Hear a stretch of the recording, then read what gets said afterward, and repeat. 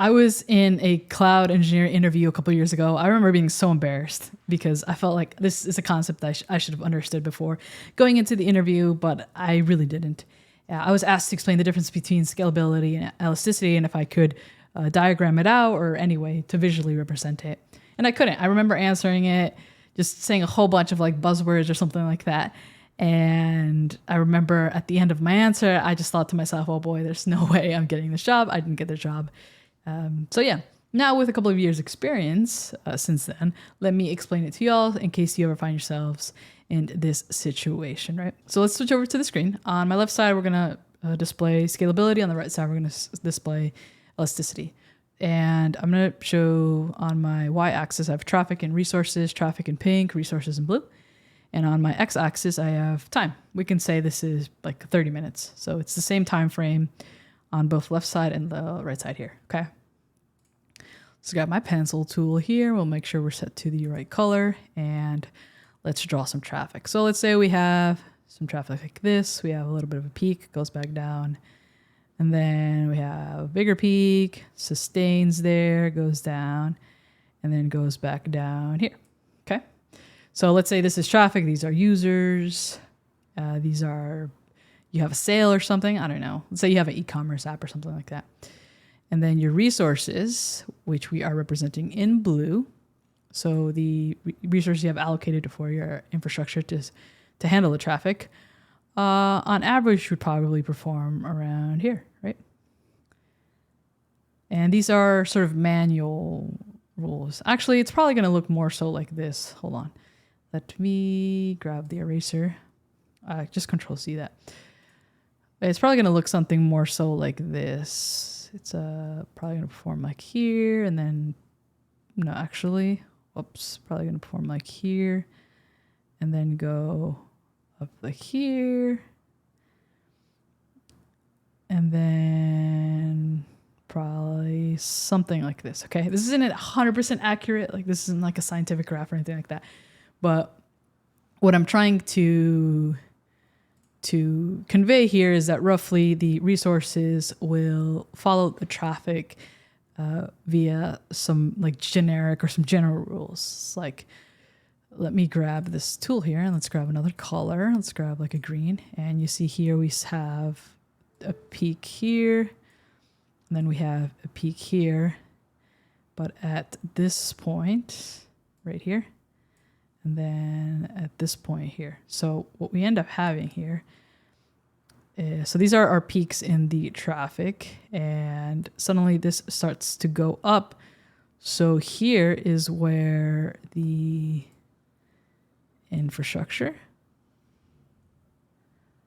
let's make this a little, can I make this larger? How can I make this larger? Like this, here we go.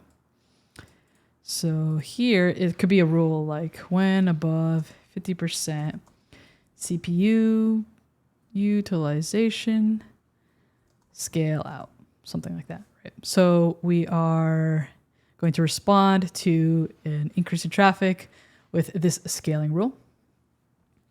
And the same kind of happens up here, except it's the other way around, right?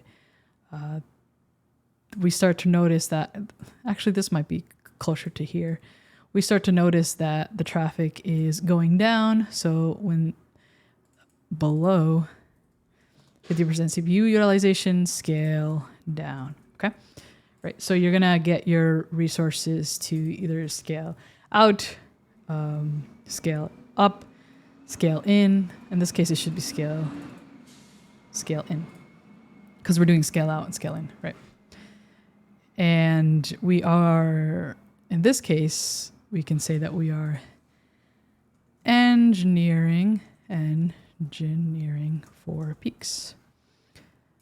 We can grab this. We're gonna put this in a different color here. We're engineering for peaks here. Nothing wrong with this. These are workloads that work perfectly fine when you are just utilizing this type of scaling. Elasticity is also a type of scaling, but it's different. We're gonna see it in a little bit.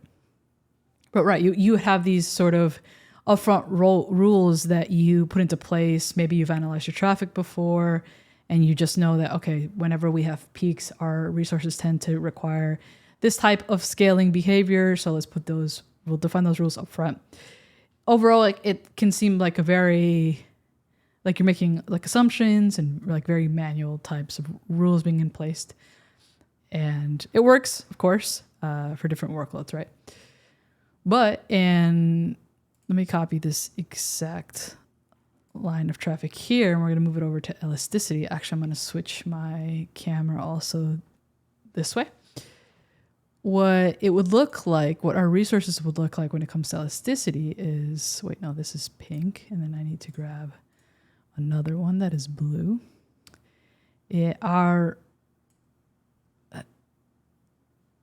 Grab this again, but I want to do this here. Okay. Our resources would closely follow the traffic. Scale out, sustain, scale in, sustain, scale out, sustain, scale in, sustain, scale in, sustain, right? I'm going to erase this little dot here because that has nothing to do with anything. So here you can see that the scaling of the resources is a lot more dynamic and it's a lot more sudden. And this is heavily based on metrics, logs. If you're using Azure, it's probably something like Azure Monitor, Application Insights, those types of logs and metrics that are available to you. If you're using AWS, probably CloudWatch. You might be using Datadog, there, New Relic. There are a bunch of different services you can utilize, right? So here, what we end up doing, engineering for sudden and dynamic scale, right? Now, this is obviously going to be way more pricier. Well, I guess way more depends on what your scaling situation is up over here. But generally, we'll just put like 2, something like that. Generally, elasticity can be more expensive than your standard scalability. Now, elasticity is scalability. You are scaling, but it's more sudden and dynamic, like I mentioned. So it's kind of like a higher level or a higher tier. When you think of scalability, you're thinking maybe things like scale sets, like virtual machine scale sets. When you think elasticity, you're probably thinking something like a traffic manager, like a load balancer, things like that, right? Where you are matching the traffic suddenly and as soon as possible. This is a lot more automatic. It's more so putting in place, like grabbing the right metrics and the right logs and putting them into where they're available to your resources. So your resource like sees like, oh, I got this metric from the virtual machine that says, or from Azure Monitor that says, oh, our traffic is starting to go up. Let me scale myself out. Oh, I got this new metric that says our traffic is going down. Let me scale down, right? So there is a slight difference, and it's important to understand when you would use one over the other. You know, for critical workloads, probably something on the right makes more sense. But again, you always have to keep in mind the cost.